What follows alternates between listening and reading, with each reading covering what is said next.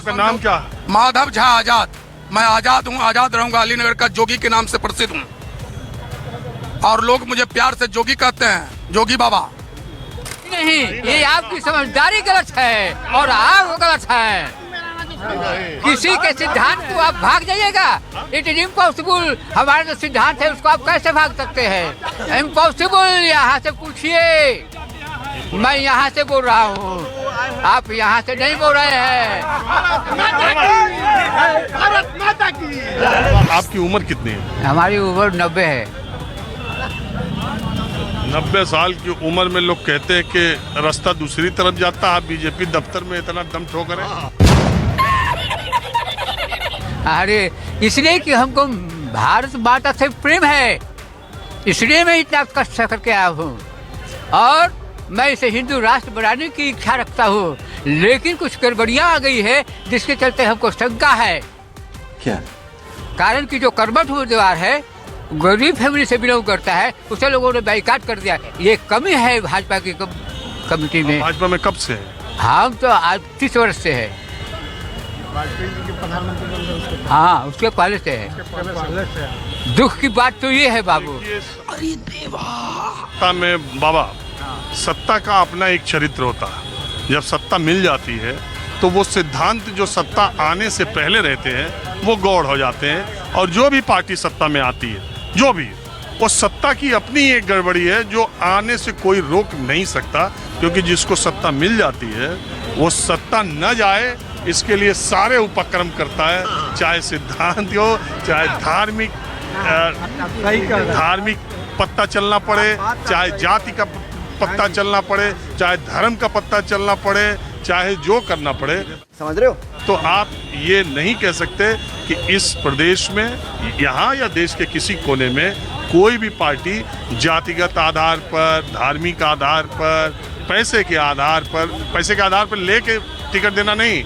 पैसा है कि नहीं उम्मीदवार के, ये सब मापदंड सारी पार्टियों के हैं। ये कहने वाली बात है कि ये चाल चरित्र चेहरे वाली, मैं बीजेपी के दफ्तर में खड़े होकर कह रहा हूँ, ये कहने वाली बात है कि ये पार्टी अलग है, वो पार्टी अलग है। आप सहमत है कि नहीं? हाँ, मैं सहमत हूँ। आपकी बात से मैं 100 में 100% सहमत हूँ।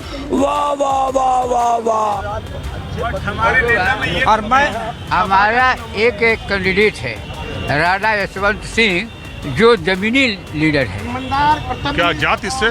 जाति को तो मैं मानता हूँ। किस जाति के? राजपूत।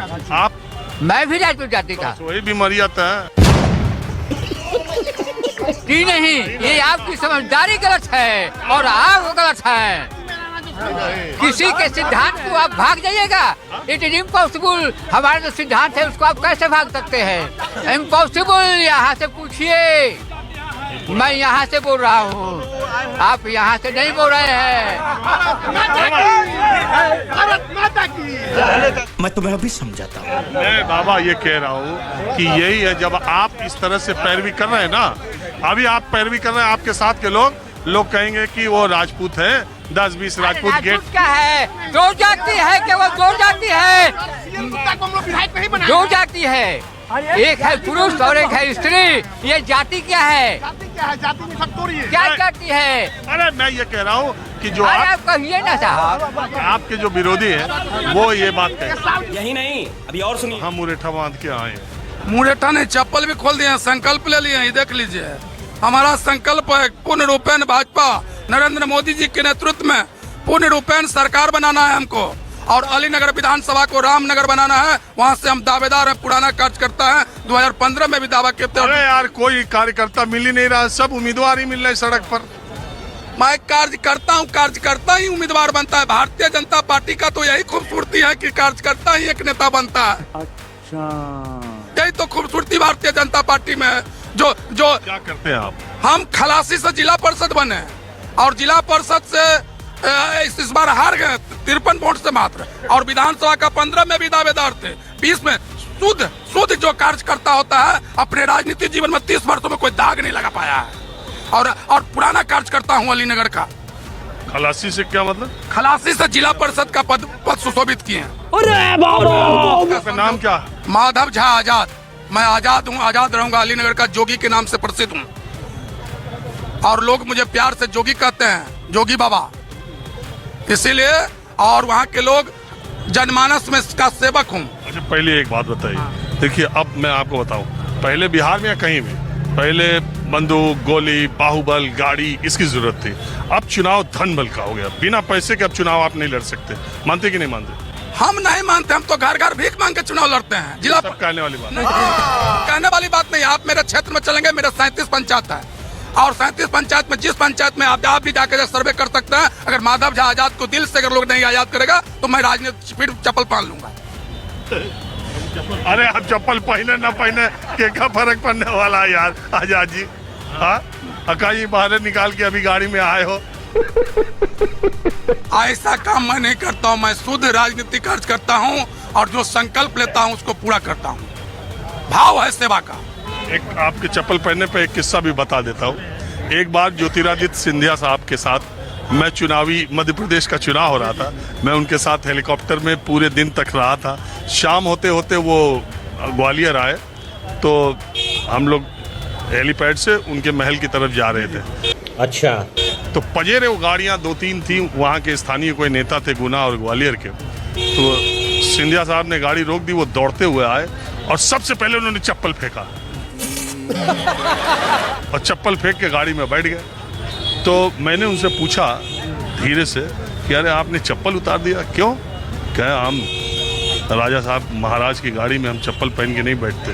ठीक है, वहाँ बैठे रहे और जब हम लोग उतरे और महाराज आगे गए, उन्होंने बताया, सिंधिया साहब ने हमारे बारे में कहा कि ये आए, इनको बता दीजिएगा कहाँ जाना है। तो वो उतरे तो देखा मैं वो पजेरो उनकी 3 गाड़ियाँ थी और कम से कम 4 लोग उनका चप्पल लेके खड़े थे, उनका खुद का। मैंने कहा ये तो अच्छा है। वैसा बात नहीं है। हम चप्पल उतारना पहनना बड़ा। और सम्राट चौधरी जो अंदर मीटिंग कर रहे हैं मार मुरेठा कर रहे थे, खोलूंगा नहीं जब तक नीतीश कुमार को उतार नहीं लूंगा मैं। आप बीजेपी कार्यकर्ता हैं, मैं गलत कह रहा हूँ तो बताइए बीजेपी का दफ्तर।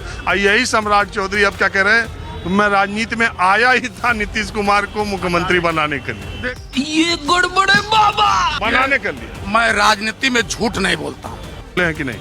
अब जो हम ये बोले हैं कि नहीं? नहीं, वो भी झूठ कहाँ बोलूं। तो मुख्यमंत्री को यहाँ चूंकि सरकार स्थापित जंगल राज से मुक्ति करवाना था तो इसलिए उन्होंने प्रण को तोड़े हैं।